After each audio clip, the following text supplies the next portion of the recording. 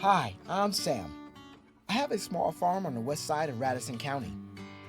You know, I'm not sure if the produce safety rule applies to me because I only sell my produce at the local farmers market. Many farmers who only sell small amounts of fruits and vegetables at farmers markets or roadside stands, like Sam, think that the produce safety rule only applies to big farmers. Actually, that's only partially true. By law, big farms that meet certain criteria must follow the produce safety rules. But small farmers should be concerned too.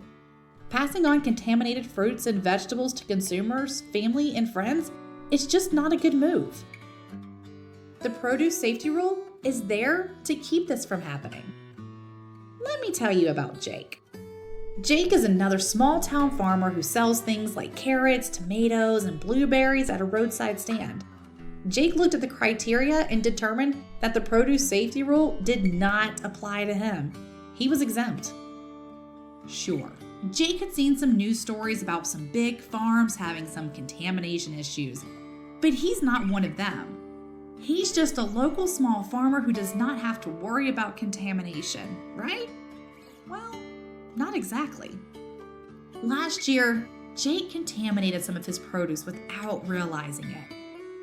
Jake loves his dog Aggie, and Aggie ran into the packing shed where Jake's harvested produce is placed before he carries it off for sale at the farmer's market. Jake stopped to pet Aggie, but didn't wash his hands before he continued to handle the produce. At the time, Jake also didn't know that Aggie had rolled around in the field where the cows graze, which was filled with manure. Jake sold some of the contaminated fruits and vegetables. Jake, his family, and his friends ate some too. Many people got sick.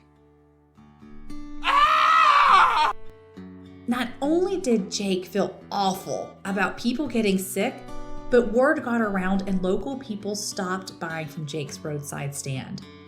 His reputation and credibility was badly damaged.